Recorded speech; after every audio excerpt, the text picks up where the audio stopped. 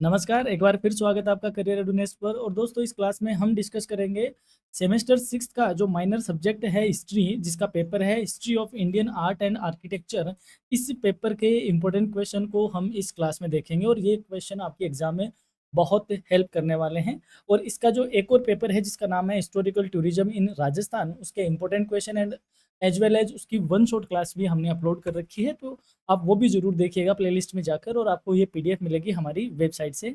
ये आपका सिलेबस है history of Indian art and architecture subject का, जिसमें हम यूनिट वाइज पेंटिंग, आइकनोग्राफी और स्तूप, चैत्य वगैरह और टेम्पल आर्किटेक्चर को देखने वाले हैं। तो सबसे पहले हम शुरू करते हैं शॉर्ट आंसर टाइप क्वेश्चन की, और इसके साथ एक और अनाउंसमेंट, लर्निंग हब 2026 तैयार है। स्मार्ट पीडीएफ है, यदि आपने अभी तक डाउनलोड नहीं करी है तो आप जरूर डाउनलोड कीजिएगा, क्योंकि उसकी एक क्लिक पर आप सारी क्लासेज और नोट्स को क्या कर सकते हो, एक्सेस कर सकते हो। और ये सिर्फ इसी सेमेस्टर के लिए नहीं, आगे आने वाले सारे सेमेस्टर के लिए आपके लिए बेनिफिशियल रहेगी। तो चलिए सबसे पहले शॉर्ट आंसर टाइप क्वेश्चंस की बात करते हैं यूनिट वाइज। पहला क्वेश्चन है, what is Indian manuscript painting, यानी कि भारतीय पांडुलिपि चित्रकला क्या है। Indian manuscript painting is the art of illustrating and written manuscripts with colourful and decorative paintings, यानी कि भारतीय जो पांडुलिपि चित्रकला है वो हस्तलिखित ग्रंथों को रंगीन एवं सजावटी चित्रों से अलंकृत करने की कला है। It flourished mainly on palm leaves and paper and depicted religious, literary and historical themes. इनका जो विकास है वो मुख्यतः ताड़पत्रों पे, कागज पे हुआ है, और इसमें धार्मिक, साहित्यिक एवं ऐतिहासिक विषयों का क्या किया गया है, चित्रण किया गया है। यानी कि हाथ से लिखी हुई जो मनुस्क्रिप्ट्स होती है, हैंड रिटन होते हैं, और ये बेसिकली ताड़पत्रों पे, कागज पे, या फिर जो भी उस टाइम रहा है जिस पर लिखने की चीज़ें रही है उन सब पे इसको लिखा गया है। डेकोरेटिव इसको किया गया है, वो अपने सजावटी चित्र भी है, वो अपने जो साहित्य से रिलेटेड है, या हमारे धार्मिक जो अपनी माइथोलॉजी से रिलेटेड चित्रों से इसको कलरफुल भी बनाया गया है। तो जो मनुस्क्रिप्ट पेंटिंग है वो इंडियन हैंड रिटन मनुस्क्रिप्ट से तैयार है। अगला क्वेश्चन है, mention any two characteristics of Indian manuscript painting, भारतीय पांडुलिपि चित्रकला की कोई दो विशेषताएं लिखिए। Indian manuscript painting is characterised by bright colours, fine lines, decorative borders and illustrations of religious text. भारतीय जो पांडुलिपि चित्रकला है उसकी विशेषता में इसमें चमकीले रंगों का प्रयोग हुआ है, रेखांकन काफी बारीक किया गया है, सजावटी सीमाएं हैं, यानी कि जो बॉर्डर है वो एकदम डेकोरेटिव है, और धार्मिक ग्रंथों का इसमें ज्यादातर चित्रण किया गया है। It reflects the artistic and cultural traditions of medieval India. यह मध्यकालीन भारत की कलात्मक एवं सांस्कृतिक परंपराओं को प्रदर्शित भी करती है। यानी कि आप इस चित्र में भी देख सकते हो, बेसिकली जो बॉर्डर है वो काफ़ी डेकोरेटिव है, और इसमें जो लाइनें हैं वो काफ़ी बारीक है, और बेसिकली ये धार्मिक चीज़ों के ऊपर ही ज़्यादा बनाई हुई है। नेक्स्ट है, what is Mughal painting, Mughal चित्रकला क्या है। Mughal painting is a style of miniature painting that developed under the Mughal rulers, यानी कि मुगल चित्रकला लघु चित्रकला की वह शैली है जिसका विकास मुगल शासकों के संरक्षण में हुआ था। It combines Persian and Indian artistic traditions and is known for realism, fine detailing and natural beauty। इसमें फारसी एवं भारतीय चित्रकलाओं का या भारतीय कला का की कला परंपराओं का क्या है, एक बेहतरीन समन्वय देखने को मिलता है, और ये यथार्थवाद है, सूक्ष्म चित्रण पे आधारित है, या सूक्ष्म चित्रकारी इसमें की गई है, और प्राकृतिक सौंदर्य के लिए ये वेल नोन है या जानी जाती है। अगला क्वेश्चन है, name any two famous Mughal painters, किन्हीं दो प्रसिद्ध मुगल चित्रकारों के नाम बताइए। द फेमस मुगल पेंटर्स वर बसावन तथा दासवन एंड दासवन, यानी कि बसावन और दासवन ये मुगल जो टाइम है उसके एक प्रमुख चित्रकार रहे हैं। They made significant contributions to the development of Mughal miniature painting during the region of emperor Akbar. उन्होंने सम्राट अकबर के शासनकाल में मुगल लघु चित्रकला के विकास में महत्वपूर्ण योगदान दिया था। नेक्स्ट है, व्हाट इज पहाड़ी पेंटिंग, पहाड़ी चित्रकला क्या है।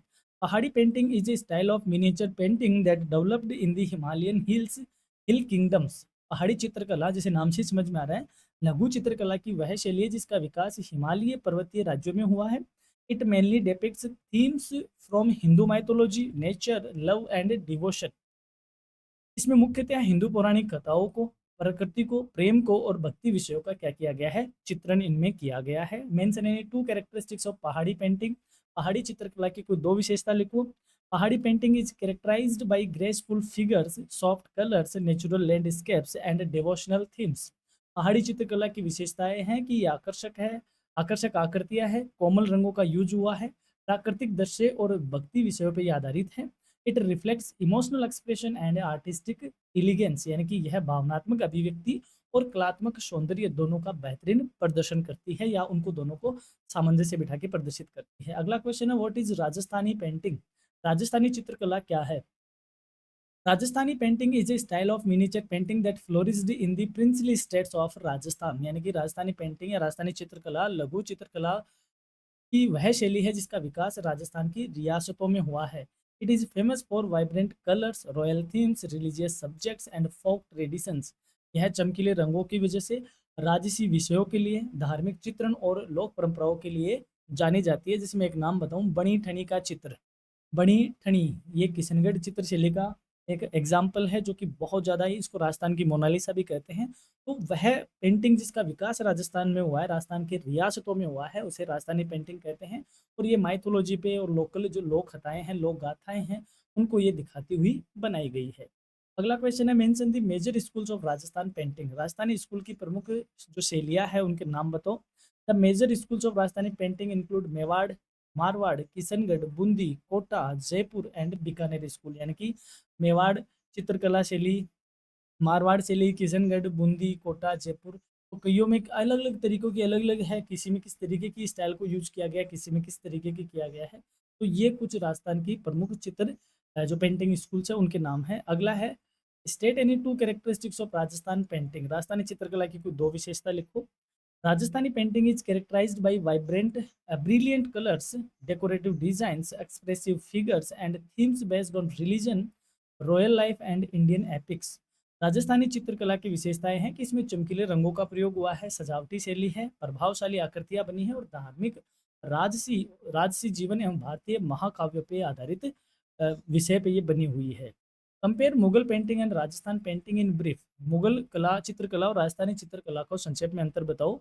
Mughal painting emphasizes realism, portraits, and Persian influence, whereas Rajasthan painting focuses on bright colors, religious themes, and traditional Indian culture. Mughal चित्रकला यथार्थवाद है, व्यक्तिगत व्यक्ति चित्र और फारसी प्रभाव पर आधारित है, जबकि राजस्थानी चित्रकला में चमकीले रंगों की प्रधानता है, धार्मिक विषयों पर बनी हुई है और पारंपरिक भारतीय संस्कृति को ये केंद्र में रख के उनको दिखाते हुए इन पेंटिंगों का क्या हुआ है, निर्माण हुआ है, या ये पेंटिंगें उन पे बनी है। अगला क्वेश्चन है यूनिट सेकंड से, व्हाट इज आइकोनोग्राफी? प्रतिमा विज्ञान क्या है? Iconography is the study of the symbols, forms, attributes and meanings of religious images and sculptures. प्रतिमा विज्ञान, जिसे आइकोनोग्राफी भी कहते हैं, धार्मिक प्रतिमाओं एवं मूर्तियों के प्रतीकों, स्वरूपों, लक्षणों और उनके अर्थों का क्या है, अध्ययन है। यानी कि जब मूर्तियों के प्रतीक, स्वरूप, लक्षण आदि का अध्ययन करते हैं, या जिस नॉलेज ऑफ ब्रांच में इसका अध्ययन होता है, उसे हम आइकोनोग्राफी कहते हैं। It helps identify deities and understand their religious and artistic significance. यह देवताओं की पहचान करने और उनके धार्मिक व कलात्मक महत्व को समझने में मदद करती है। What is Buddhist iconography? बौद्ध प्रतिमा विज्ञान क्या है?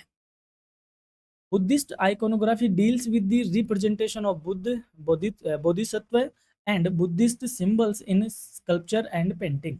बौद्ध प्रतिमा विज्ञान मूर्तिकला एवं चित्रकला में बुद्ध, बोधिसत्वों तथा बौद्धि प्रतीकों के चित्रण से क्या है, संबंधित है। It reflects the teachings, ideals and spiritual traditions of Buddhism.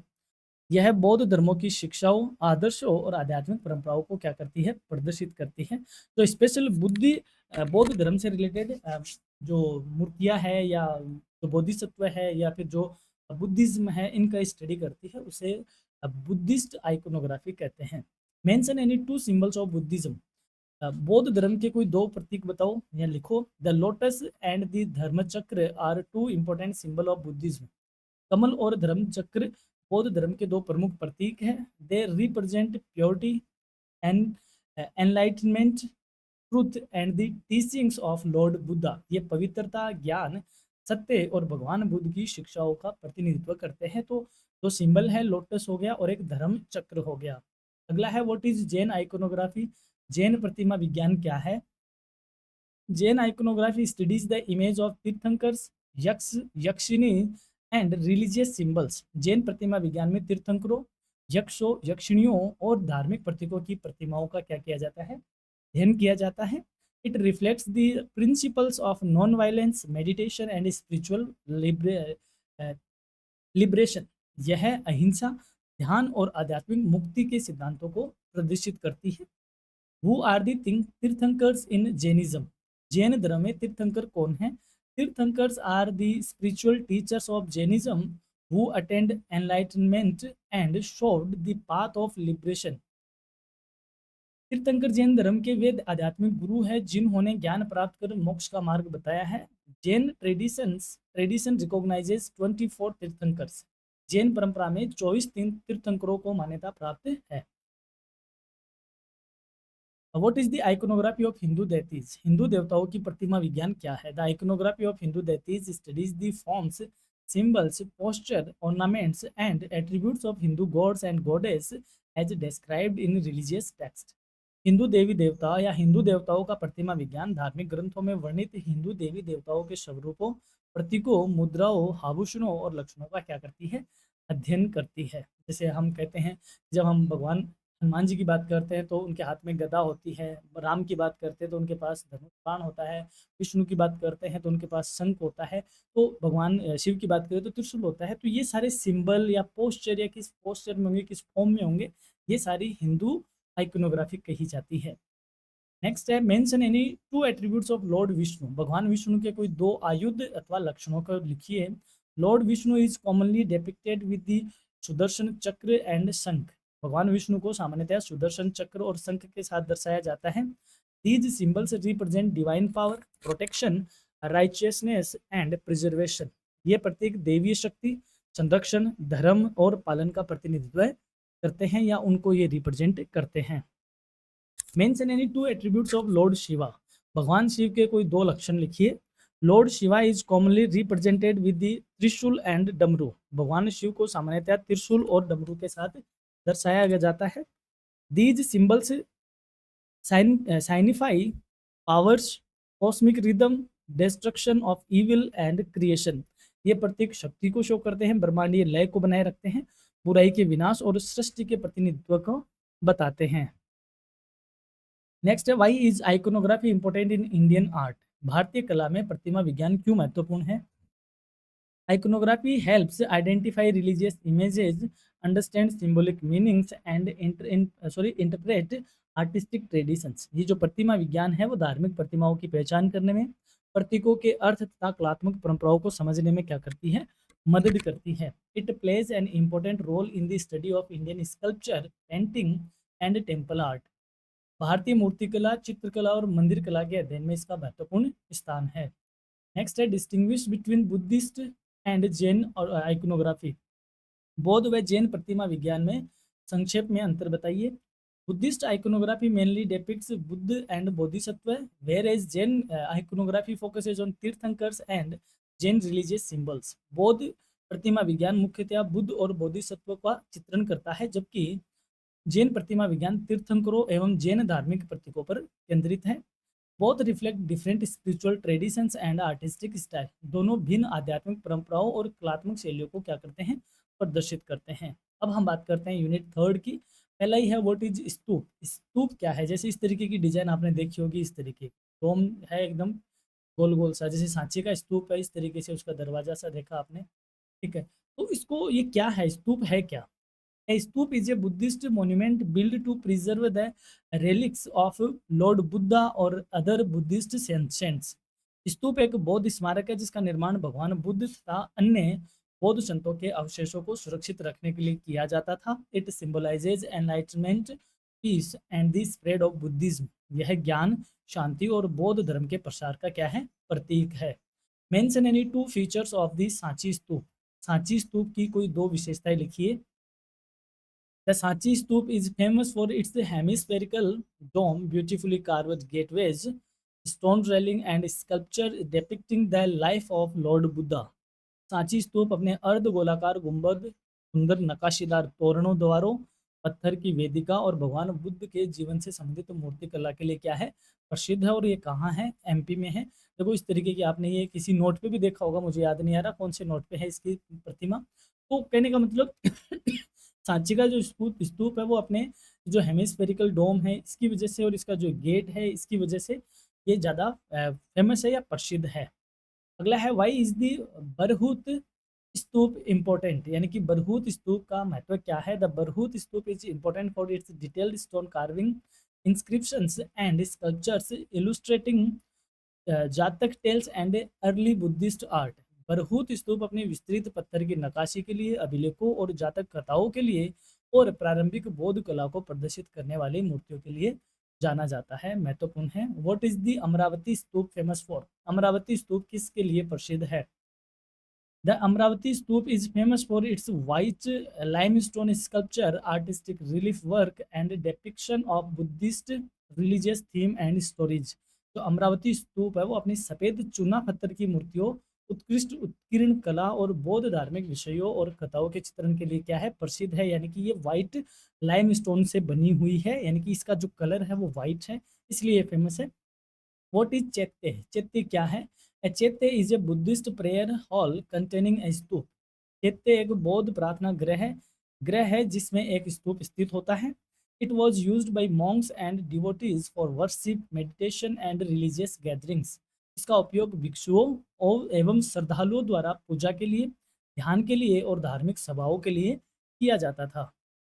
Mention any to features of the कारले चैत्य, कारले चैत्य की कोई दो विशेषताएं लिखिए। द कारले चैत्य is known for its ground entrance, large prayer hall, rock cut pillars and impressive architectural design. कारले चैत्य अपने भव्य प्रवेश द्वार, विशाल प्रार्थना गृह, शैल निर्मित स्तंभों और उत्कृष्ट स्थापत्य शैली के लिए जाना जाता है या फेमस है।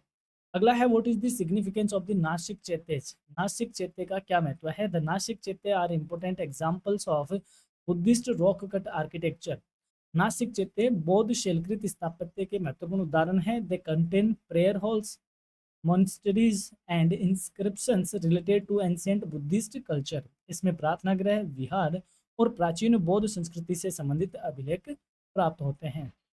What is rock cut architecture, ये नाम कई बार आया है कि शैलकृत स्थापत्य क्या है, यानी कि किसी पहाड़ को काटकर उसमें चट्टान को काटकर उसमें क्या बना दे, कोई गुफा वगैरह बनाई जाए, कोई टेम्पल वगैरह बनाई जाए, उसे रॉक कट आर्किटेक्चर है। यानी कि चट्टान को काटकर क्या किया हमने, कलाकारी की है, तो उसे रॉक कट आर्किटेक्चर कहते हैं। Rock cut architecture is the art of carving temples, caves, monasteries and halls directly into natural rock. यानी कि शैलकृत स्थापत्य कला वह कला है जिसमें प्राकृतिक चट्टानों को काटकर मंदिर बनाना, गुफा बनाना, विहार या सभागृह बनाए जाते थे। It represents the architectural excellence of ancient India. यह भारतीय प्राचीन भारत की स्थापत्य कला का क्या है, उत्कृष्टता का परिचायक है। जैसे ये आपको दिख रही है गुफा वगैरह, तो ये जो अजंता एलोरा की गुफा है, कैलाश टेम्पल है, ये सारे रॉक कट के क्या है, रॉक कट आर्किटेक्चर के ही एग्जाम्पल है। Why is the Ajanta caves famous, यानी कि अजंता की जो गुफाएं हैं वो किस लिए प्रसिद्ध हैं। The Ajanta caves are famous for their Buddhist murals, sculptures, rock cut architecture and paintings illustrating the life and teachings of Lord Buddha। Ajanta की गुफाएं बौद्ध बुद्धि चित्रों, मूर्तिकला, शैलकृत स्थापत्य और भगवान बुद्ध के जीवन एवं उपदेशों का चित्रण करने वाले चित्रों के लिए प्रसिद्ध है। ये आप देख सकते हो, इस तरह इसको चट्टान को काटकर इनकी गुफाएं बनी हुई है। What is the importance of the Ellora caves, Ellora की जो गुफाएं हैं उनका क्या महत्व है। The Ellora caves are renowned for their rock cut temples representing Buddhism, Hinduism and Jainism. Ellora की गुफाएं बौद्ध, हिंदू और जैन धर्मों से संबंधित शैलकृत मंदिरों के लिए प्रसिद्ध है।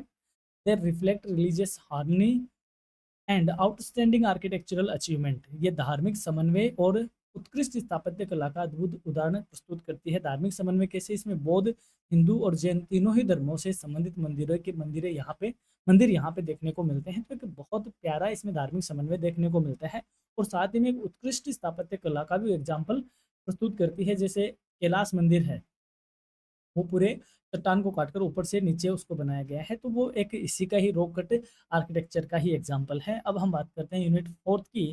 What is the Nagara style of temple architecture. यानी मंदिर स्थापत्य की जो नागर शैली है वो क्या है। नागर शैली देखो उत्तर भारत में चलती है। उत्तर भारत में जो मंदिर बनते हैं वो जनरली नागर शैली में बनते हैं। क्या क्या होता है इसमें। The Nagara style is the north Indian temple architecture characterised by a curvilinear shikhara square sanctum and elaborate carvings. Nagara शैली उत्तर भारतीय मंदिर स्थापत्य की शैली है जिसकी विशेषता है वर्गाकार वक्राकार शिखर का होना, वर्गाकार गर्भगृह का होना और सुंदर नक्काशी होना। It developed mainly in northern India. इसका विकास मुख्यतः उत्तर भारत में हुआ है। यानी कि इस तरीके के जो मंदिर हमारे बनते हैं तो इस तरह कर्व में इनके क्या होते हैं, पीछे का एरिया होता है, गर्भगृह इसका यहाँ पे क्या होता है, चौकोर होता है। ठीक है।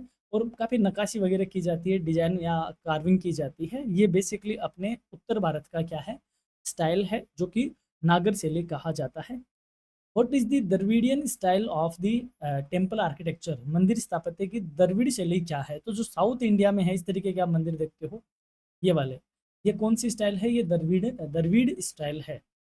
The Dravidian style developed in South India and is characterised by pyramidal pyramidal vimanas, large gopuram, pillared halls and spacious temple complexes. यानी कि द्रविड़ शैली का विकास दक्षिण भारत में हुआ है। इसकी प्रमुख विशेषताओं की बात करें तो पिरामिडकार इसका विमान होता है, विशाल गोपुरम होता है और स्तंभ युक्त मंडप और विस्तृत मंदिर परिसर इसमें होते हैं। तो ये कौन सा है, ये द्रविड़ स्टाइल है जो कि साउथ इंडिया में डेवलप हुआ है। व्हाट इज द बेसर या Vesara style of temple architecture. मंदिर स्थापत्य की बेसर शैली क्या है। जब दोनों को मिला दे, नागर और द्रविड़ स्टाइल का एक बहुत अच्छा संगम हो जाए, कॉम्बिनेशन हो जाए, तो उसे बेसर शैली कहा गया है। द बेसर और Vesara style is combination of Nagara and Dravidian architectural traditions. Besara या वेसर नाम से जाने जाने वाली शैली नागर और द्रविड़ स्थापत्य परंपराओं का समन्वित रूप है। It developed mainly in the Deccan reason during the Chalukya period. और इसका विकास मुख्यतः दक्कन क्षेत्र में चालुक्य काल के दौरान हुआ है। What are the textual basis of Indian temple architecture. भारतीय मंदिर स्थापत्य के शास्त्रीय आधार क्या है। Indian temple architecture is based on text such as the Vastushastra, Shilpa Shastra, Agamas and Puranas which provide principles for temple planning and construction. तो भारतीय मंदिर स्थापत्य है उसका आधार वास्तुशास्त्र, शिल्प शास्त्र, आगम और पुराण जैसे ग्रंथ है जिसमें या जिनमें मंदिर निर्माण और योजना के लिए क्या दिए गए हैं, सिद्धांत बताए गए हैं। इन्हीं के आधार पर इंडियन टेम्पल आर्किटेक्चर बेस करता है या खड़ा है। Mention any two characteristics of Gupta temples. Gupta कालीन मंदिरों की कोई दो विशेषता बताओ। Gupta temples are known for their simple structure, square sanctum, early shikhara and finely carved doorways. गुप्तकालीन मंदिरों की स्थापना है या उसकी विशेषता है कि इनकी जो डिजाइन है, संरचना है वो सरल है। इनके जो गर्भगृह है वो वर्गाकार होते हैं। प्रारंभिक जो शिखर है और सुंदर अलंकृत इसके क्या है, द्वार है, गेट है, द्वार, द्वार के लिए प्रसिद्ध है या इनकी विशेषताएं हैं। The mark the beginning of classical Hindu temple architecture. ये शास्त्रीय हिंदू मंदिर स्थापत्य की क्या है, शुरुआत को दर्शाते हैं कि जो शास्त्र हिंदू मंदिर है जो शास्त्रीय तरीके से कहाँ स्टार्ट हुए थे उनको ये बताते हैं। Why are the Khajuraho temple famous. यानी खजुराहो के मंदिर किस लिए प्रसिद्ध हैं। The Khajuraho temples are famous for their magnificent sculpture, Nagara style architecture, intricate carvings and depictions of religious and secular themes। Khajuraho के मंदिर अपनी भव्य मूर्ति कला के लिए, नागर शैली के लिए, उत्कृष्ट नक्काशी और धार्मिक व लौकिक विषयों के चित्रण के लिए जाने जाते हैं, प्रसिद्ध है। तो खजुराहो कहाँ है, एमपी में है। Mention any to features of the early Chalukya temples. प्रारंभिक चालुक्य मंदिरों की कोई दो विशेषताएं लिखिए। अर्ली चालुक्य टेम्पल्स कंबाइन नागर एंड द्रविडियन स्टाइल। प्रारंभिक चालू यानी कि जो शुरुआत में चालू के मंदिर है वो नागर और द्रविड़ स्टाइलों का समन्वय दिखाई देता है। यानी कि कौन सी स्टाइल में, बेसर स्टाइल में है। They are known for the beautifully carved pillars, decorative ceilings and experimental temple architecture. ये सुंदर खंभों के लिए, अलंकृत छतों के लिए और प्रयोगात्मक मंदिर स्थापत्य के लिए जाने जाते हैं। What are the main features of Pallava temples. Pallava मंदिरों की प्रमुख विशेषताएं क्या है। Pallava temples are known for rock cut caves, structural temples, intricate carvings and the early development of Dravidian temple architecture. जो पल्लव मंदिर है वो शैलकृत गुफाओं के लिए, संरचनात्मक मंदिरों हेतु, उत्कृष्ट नक्काशी के लिए और द्रविड़ मंदिर स्थापत्य के जो प्रारंभिक विकास है उसके लिए प्रसिद्ध है। कौन से, पल्लव टेम्पल्स।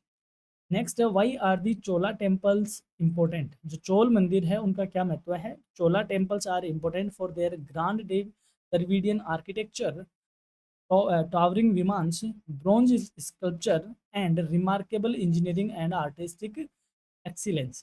चोल मंदिर अपनी भव्य द्रविड़ स्थापत्य शैली के लिए, ऊंचे विमानों यानी कि इनका जो मंदिर है का है वो जो इस तरीके का है वो काफ़ी हाइट पे है, ऊंचे विमानों के लिए, हास्य मूर्तियों के लिए और अद्भुत अभियांत्रिकी एवं कलात्मक उत्कृष्टता के लिए महत्वपूर्ण है। यानी कि पूरे पूरे साइंटिफिक मंदिर है जिसमें आप देखते हो कि कोई पिलर के नीचे से वो निकाल लेते हैं ना, ऐसे कपड़ा हवा में पिलर झूल रहा है, या फिर कोई मंदिर में इस तरीके के हैं जैसे जैसे सूरज एक एक घंटा ऊपर आता है अलग अलग छेद में से उसकी रोशनी आती है।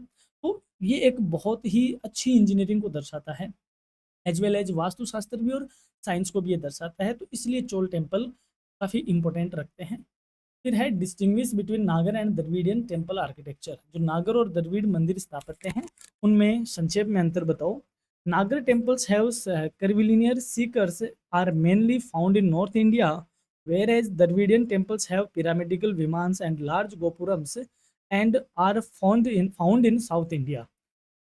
नागर शैली के मंदिरों में वक्राकार शिखर होते हैं, यानी कि इस तरीके के होते हैं वक्राकार, तथा इनका विकास मुख्यतः उत्तर भारत में हुआ है, जबकि द्रविड़ शैली के मंदिरों में पिरामिडिकल विमान होते हैं, यानी कि इस तरीके के, और विशाल गोपुरम होते हैं और इनका विकास दक्षिण भारत में हुआ है। तो ये थे अपना पार्ट ए। अब हम बात करें पार्ट बी की, तो पार्ट बी में हमने हर यूनिट में से चार चार क्वेश्चन आपके लिए रखे हैं। जैसे पहले ही explain the origin, development and characteristics of Indian manuscript painting. भारतीय पांडुलिपि चित्रकला की उत्पत्ति, विकास और विशेषताओं की व्याख्या करो। हालांकि ये क्वेश्चन देखने में बड़ा है, एग्जाम में हो सकता है आपसे सी पार्ट में पूछे, इतना बड़ा क्वेश्चन बी में ना पूछे, लेकिन आपको ये भी पता है कि आपका 3 घंटे का पेपर होना है, तो मे बी आपसे बड़े क्वेश्चन भी पूछे जाएंगे। तो हर यूनिट से चार चार क्वेश्चन आप बी पार्ट के लिए तैयार कर सकते हो, और हमने आपके लिए सी पार्ट के क्वेश्चंस भी तैयार किए हैं, और हर यूनिट से हमने सी पार्ट के लिए आपके लिए दो दो क्वेश्चन रखे हैं। तो आपके पास कोई स्टडी मटेरियल नहीं है, कोई कुछ भी आपके पास अवेलेबल नहीं है ऐसा कि आपको लगे कि पढ़े कहाँ से, तो करियर एजुनेस्ट इज देयर। आप आराम से हमारी वेबसाइट पे जाओ और वहाँ से इस पीडीएफ को आप क्या कर सकते हो, डाउनलोड कर सकते हो। इवन डाउनलोड ही नहीं कर सकते, आप इसका प्रिंट आउट ले सकते हो, अपने दोस्तों के साथ शेयर कर सकते हो। और यहाँ तक आप क्लास में बने रहे। Thanks for the watching and all the best for your examination. आप एग्ज़ाम देकर आने के बाद यहाँ कमेंट भी जरूर करना कि हमारी क्लास ने आपको कितना हेल्प किया, कितने क्वेश्चंस आपको मिले और किस तरीके से आपको बेनिफिशियल रहा। अगर आपको नहीं भी होता है तो आप वो भी आके हमें बताएं, ताकि हम नेक्स्ट टाइम वेल रिसर्च के साथ आपके सामने प्रकट हो सके, और वो सारा स्टडी मटेरियल, वो सारी क्लासेज हम उसी तरीके से लाए जो एग्जाम में आपकी हेल्प करे। क्योंकि हमारा काम सिर्फ ये नहीं कि हमने कुछ भी उठा के आपको दे दिया कि बेटा इसको पढ़ लो, नहीं। हम चाहते हैं कि हम बहुत नियर बाई आपकी प्रिपरेशन को बहुत एग्जाम ओरिएंटेड करें, ये हमारा मेन रोल रहता है। कुछ क्लासेज नहीं अपलोड हो पाती, जैसे इसी पेपर की वन शॉट क्लास हम अभी तक अपलोड नहीं कर पाए हैं। इसके पीछे कई कारण हो जाते हैं, क्योंकि वन शॉट क्लास बहुत इजी नहीं होता कि एक तुरंत इसको हम बता पाए, उसमें थोड़ा टाइम लगता है। तो टाइम की शॉर्टेज के चलते ही वह नहीं अपलोड हो पाई। बट जो हिस्टोरिकल टूरिज्म इन राजस्थान है, इसकी वन शॉट भी अपलोडेड है, इंपॉर्टेंट क्वेश्चन भी अपलोडेड है, तो आप जरूर देखिएगा। बाकी सेमेस्टर 6 की प्लेलिस्ट को विजिट करना ना भूलिएगा, वहाँ पे हम सारी अपडेट आपके लिए लेके आते हैं। So keep watching and stay connected with your career readiness. Have a nice day, have a great time, and all the best for your examination once again. Bye.